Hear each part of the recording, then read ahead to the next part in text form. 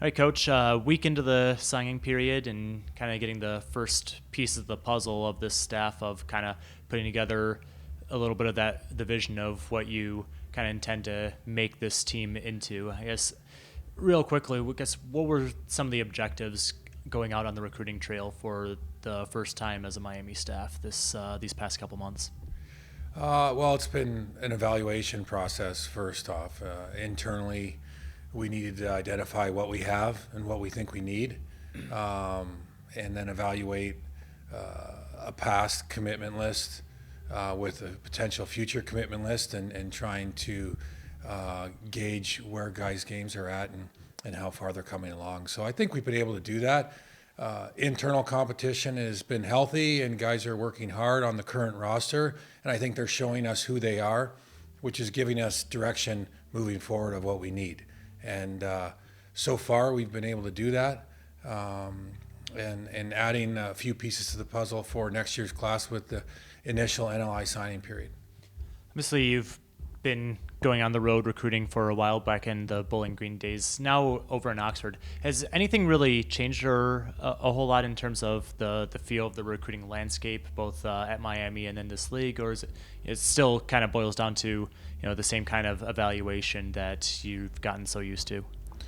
Yeah, the landscape's changed for sure. I think we're on some NCAA rules have changed with the younger recruiting.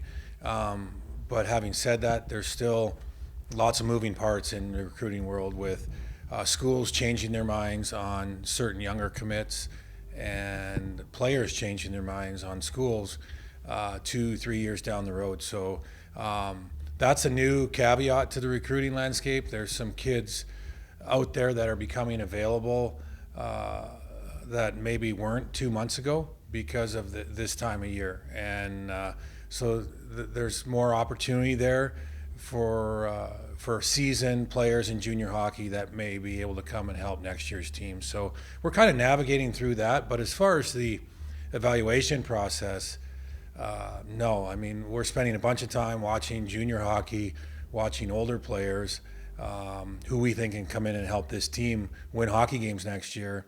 And we're not spending as much time watching the younger players just yet.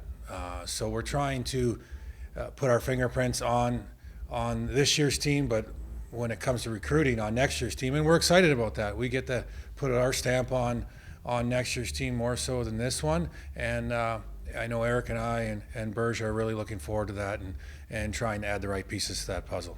So far, three names have been signed coming in here. You've got Matt Barbolini, Brian Silver up front, and then on the back end, Dylan Moulton. I guess take me through what these three players provide, both from a collective standpoint of fitting what you all are looking for, and individually what each individually brings to the table. Yeah, I think we have certain requirements we're looking for in recruiting in general, and it starts with the person. We're looking for great people who are looking for an awesome opportunity, and we feel like we have that. And in all three of those kids, they're quality individuals on and off the ice, good teammates, leaders in their own right, whether it be by example, whether it be vocal. So we're excited to have them, all different pieces to that puzzle. Dylan Moulton is playing his second-year juniors. He's in Green Bay this year in the USHL, and he's a puck-moving defenseman, real intelligent player, and has the ability to create offense from the back end, but yet can defend against anybody. He's a tireless worker in his commitment to be a big-time player, and we think his best hockey's ahead of him. And with the opportunity that Miami University and Miami Hockey has here for him, we think he's going to seize it and not look back. So, and he's going to have a pretty good core of defensemen next year to learn from. We're returning most of our guys next year, so I think that'll be a great process for him moving forward.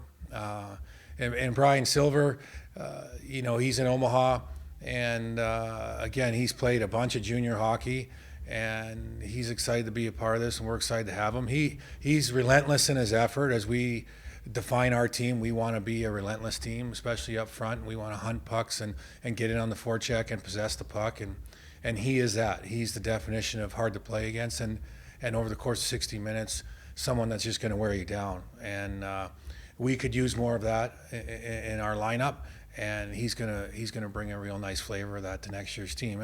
And he's a good boy who wants to be at Miami for all the right reasons. And then Matt Barbolini has probably as a left wing forward playing in Lincoln. Again, he's played a bunch of junior hockey to this point. He can really skate, has higher end stick skills, very creative offensively. May not win the arm wrestling match for you just yet, but he's a real smart player who can outskill you and outskate you, and has a high hockey IQ. So we think the sky's the limit for his talent alone, and we're excited to have him part of it. So 3 different pieces. Obviously, there's more to come, but we're excited to put our stamp on what will look like next year's team, and 3 really good places to start. Thanks, Coach. Thanks for having me.